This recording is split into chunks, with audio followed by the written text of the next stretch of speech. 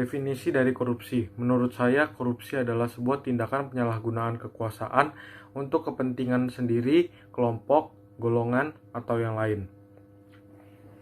Menurut Kamus Besar Bahasa Indonesia, korupsi adalah penyelewengan atau penyalahgunaan uang negara, perusahaan, organisasi, yayasan, dan sebagainya untuk keuntungan pribadi atau kepentingan orang lain.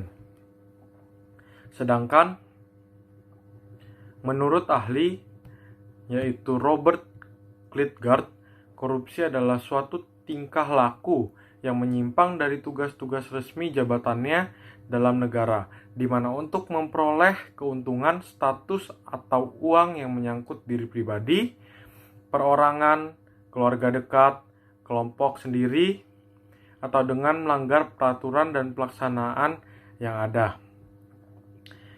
Menurut saya pribadi, korupsi tidak hanya berbentuk uang atau jabatan, namun dapat berbentuk hal-hal kecil dan sepele yang biasanya ada dalam lingkungan kita sehari-hari, seperti korupsi waktu.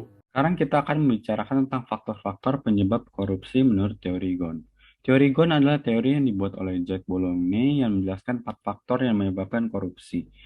Yang pertama adalah greed, kedua adalah opportunity, ketiga adalah needs, dan yang terakhir adalah expose. Saya akan menjelaskan tentang kebutuhan dan kesempatan atau needs and opportunity. Pertama, saya akan menjelaskan tentang faktor kebutuhan atau needs. Jadi faktor ini muncul karena koruptor mempunyai mental yang tidak pernah puas, sehingga mereka selalu merasa membutuhkan sesuatu yang lebih tiap saatnya. Contohnya adalah orang-orang yang melakukan korupsi uang negara. Mereka merasa mereka membutuhkan penghasilan lebih daripada penghasilan gaji mereka. Maka dari itu, mereka melakukan korupsi tersebut karena memiliki mental atau sikap mereka yang tidak pernah merasa puas dengan apa yang mereka dapatkan. Kedua, saya akan membahas tentang faktor kesempatan atau opportunity. Faktor ini muncul karena ada sistem dari negara yang kurang ketat, pengawasan yang kurang, dan sebagainya. Dengan faktor-faktor ini, muncullah kesempatan bagi orang-orang untuk melakukan tindakan korupsi dengan mudah.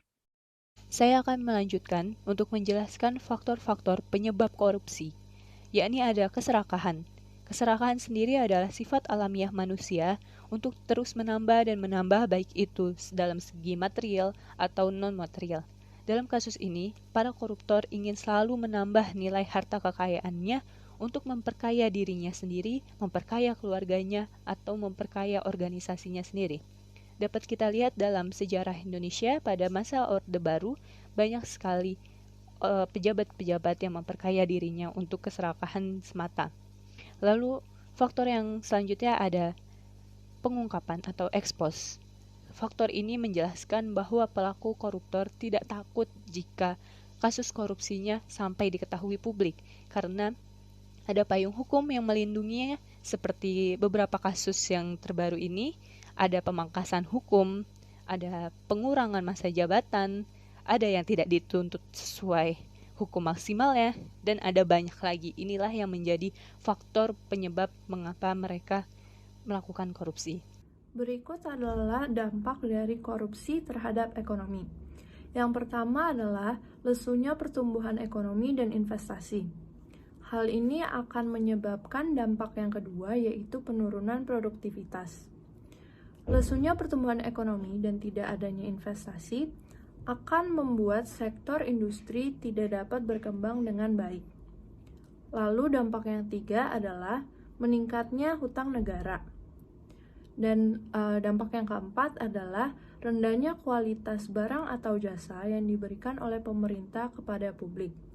Contoh nyatanya adalah jalanan yang rusak, jembatan yang ambruk, dan masih banyak lagi. Lalu dampak yang terakhir adalah penurunan pendapatan dari sektor pajak. Hal ini diperparah dengan kenyataan bahwa ada beberapa oknum pegawai yang bermain untuk meningkatkan kekayaannya sendiri. Korupsi menimbulkan berbagai macam bentuk dampak buruk terhadap sosial dan kemiskinan dimanapun tempatnya. Yang pertama, dengan adanya korupsi, uang negara yang seharusnya dapat dipakai untuk berinvestasi dan mengembangkan negara menjadi hilang. Hal tersebut pun akan juga memperkecil kesempatan orang-orang yang miskin dan orang-orang yang kurang mampu untuk mencari pekerjaan dan memperbaiki kehidupan mereka.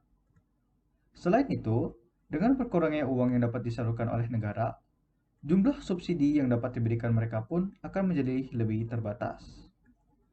Hal tersebut pun juga akan membuat mereka yang miskin dan orang-orang yang kurang mampu menjadi lebih susah untuk bertahan hidup, tidak dapat menerima edukasi, dan mengalami kesulitan dalam memperbaiki kehidupan mereka. Tidak hanya itu, dengan adanya korupsi, kepercayaan masyarakat terhadap negara dan hukum-hukumnya pun akan juga menurun. Sehingga, angka kriminalitas pun juga akan meningkat.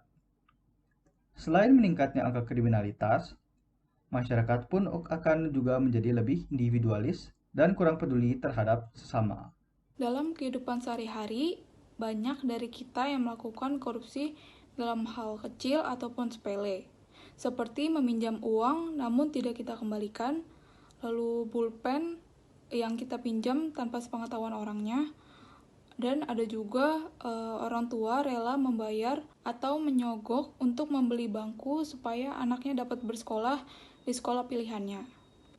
Contoh lainnya yang pernah kita lakukan dalam kehidupan sehari-hari namun tidak kita sadari, yaitu menunda-nunda waktu atau bisa disebut juga terlambat saat sekolah, kuliah, maupun kerja, karena hal tersebut juga bisa dikatakan sebagai korupsi kecil.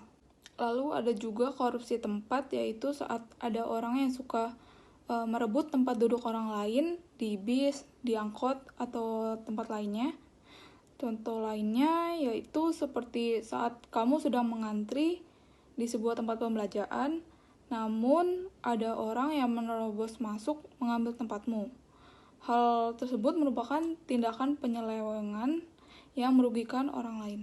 Saya akan menjelaskan tentang salah satu contoh kasus korupsi yang paling menggembarkan masyarakat Indonesia. Jadi kasus korupsi ini adalah kasus korupsi IKTP. Jadi kasus IKTP ini menyebabkan kerugian negara hingga 2,3 triliun. Kasus ini sudah terjadi sejak tahun 2010 dan saat ini KPK sudah menetapkan 6 tersangka dalam kasus ini.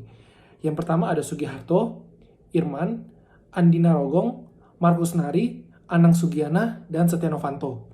Jadi, kecurigaan awal dimulai pada awal bulan September 2011. KPK menuding Kemendagri tidak menjalankan 6 rekomendasi dalam pelaksanaan proyek IKTP. Tidak lama setelah itu, Konsorsium Lintas Peduli Solusi melaporkan penyalahgunaan wewenang yang dilakukan oleh pejabat pembuat komitmen atau PPK dan ketua lelang dalam proses pengadaan IKTP yang dilakukan untuk meningkatkan jumlah anggaran hingga 5,8 triliun. Ada juga solusi untuk mengatasi dan mencegah tindakan korupsi baik di pemerintahan, perusahaan, di bisnis manapun, yaitu dengan memanfaatkan yang namanya teknologi. Di mana dengan teknologi kita bisa menggunakannya untuk memungkinkan terjadinya transparansi. Transparansi ini maksudnya apa? Di mana semua orang bisa mengakses dan memantau bersama-sama supaya tindakan korupsi tidak akan terjadi dan mencegah seseorang melakukan tindakan korupsi. Ada juga cara lain yaitu dengan menutup celah internasional di mana koruptor-koruptor biasanya akan melarikan atau melakukan pencucian uang dan membawa uangnya ke luar negeri.